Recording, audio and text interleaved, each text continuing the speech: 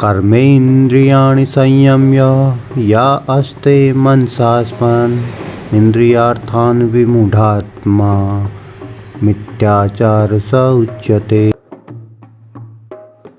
Those who externally control the organs of action but mentally dwell on sensory pleasures undoubtedly deceive themselves and are called hypocrites.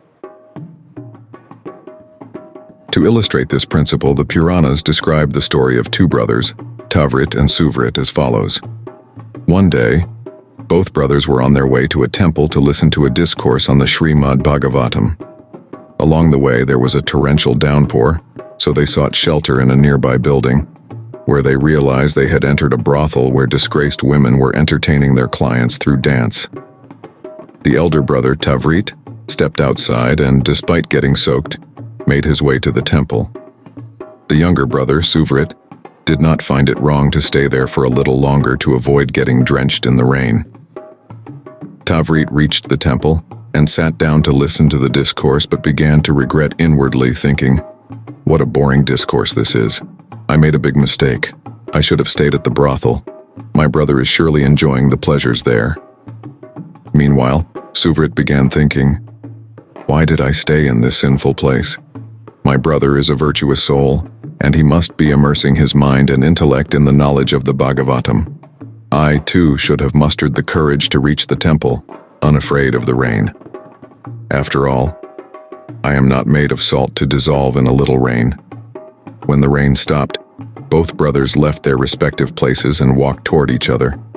The moment they met, lightning struck them, and they both died on the spot. Then the messengers of Yama came and began to take Tavrit to hell. Tavrit protested, saying, "You've made a mistake. I am Tavrit. It was my brother who had been sitting in the brothel. You should take him to hell." The messengers replied, "We have made no mistake. Your brother sat there to avoid the rain, but his mind was immersed in the discourse of the Bhagavatam. On the other hand, while listening to the discourse, your mind was desiring to remain at the brothel." Tavrit had done exactly what Sri Krishna explains in this verse. Outwardly, he had displayed detachment from worldly pleasures, but inwardly, he was contemplating their gratification. This is a form of improper renunciation. Attracted by the life of renunciation, people often abandon their duties only to later realize that their detachment from worldly pleasures is not in the proportion required for true renunciation.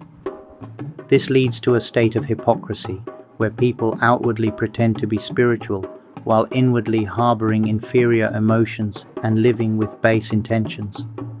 Hence, struggling as a calm yogi in the world is superior to leading a hypocritical life of renunciation. Taking up renunciation prematurely to escape the problems of life is not a means to progress in the journey of the soul's elevation. Sant Kabir once said, "O ascetic yogi, you have dyed your garments in the color of saffron, deep yellow, but you have not focused on coloring your mind with the hue of detachment. To display yourself as a renunciate, you have grown your hair and smeared ash on your body, but without internal surrender, you have merely grown a beard, making your face resemble that of a goat."